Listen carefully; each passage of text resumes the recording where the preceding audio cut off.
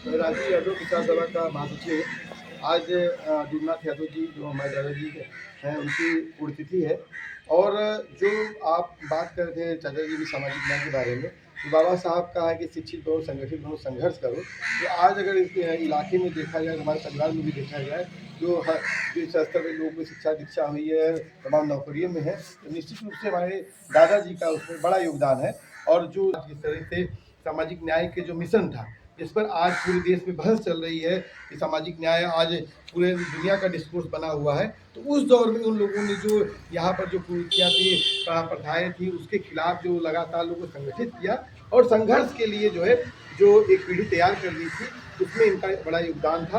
तो आज हम लोग यहाँ पर इकट्ठा हुए हैं, परिवार के लोग हैं, हम लोग वित्त मंत्री, तमाम साथी लोग हुए हैं कि हम लोग उनके विचारों को, उनके जीवन को याद करते हुए आगामी समय में सामाजिक न्याय को कैसे और मजबूत किया जाए, अपने समाज को मजबूत किया जाए। कि अपना समाज मजबूत होगा, अपना गांव मजबूत होगा, तो देश मजबूत होगा।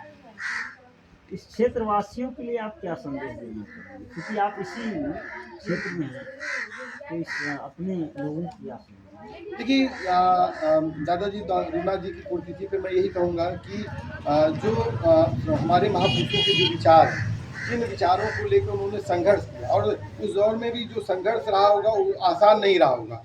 कि जब हमारे क्या बच्चियों को समझ सकते हैं कि पढ़ने का अधिकार नहीं था जो है, तो उस दौर में ये लोग जो है कैसे अपने घर परिवार के बच्चे बच्चियों को पढ़ाई लिखाई करने के लिए आगे बढ़ाए। तो मुझे लगता है कि आज की दौर में यही संदेश हो सकता है कि आप अपने बच्चों को कैसे शिक्षित करिए, उनको वेल एजुकेट करिए, यूनिवर्सिटियों में भेजिए जो है, और उनको सिर्फ और सिर्फ रोजगार की नौकरी के लिए नहीं। अगर रोजगार की नौकरी के लिए रहता तो चंजीत जी, बाबू बागेश्वर जी या डूबनाथ जी को हम लोग नहीं याद करते। उनका समाज के लिए भी योगदान, जो बाबा साहब बोलते पे बैक सोसाइटी, कि हमको जो समाज दे रहा है, हमारा परिवार दे रहा है, उसको भी हमको सोसाइटी को पे बैक करना है। तो यही संदेश होगा कि लोग समाज को मजबूत करें, क्योंकि आज स्थिति जो देश और दुनिया की है, जिस तरह से व्यवस्थाओं में लगातार गरीब और गरीब होता जा रहा है, उसमें लोग अगर आने वाले समय में अपने भविष्य को लेकर चिंतित नहीं होंगे, तो मुझे लगता है कि देश और दुनिया का विकास नहीं हो सकता है।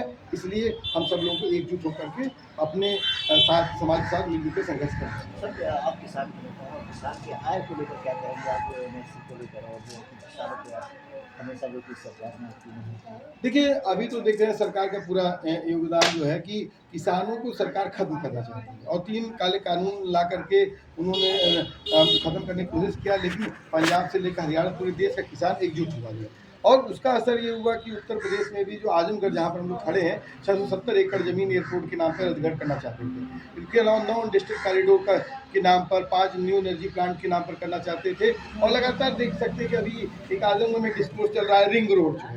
तो किसके लिए रिंग रोड बना रहे हैं आप? जो है हमारे जो लोग हैं उनके पास तो उनके खाने के लिए लाले पड़ गए हैं। हमारी औकात ये है कि हमारा बच्चा आजादपुर सब्जी मंडी से लेकर भिवंडी में बोरा ढोता है, तो ये रोड किसके लिए बन रही है? ये रिंग रोड किसके लिए बन रहा है? मैं दोनों सांसदों को कहूँगा, चाहे वो धर्मेंद्र जी भी कहूँगा कि निरहुआ जी को भी कहूँगा, कि आप हमारे रोजगार पैदा करिए यहाँ पर, या फिर आप यूनिवर्सिटीज़ खोलिए।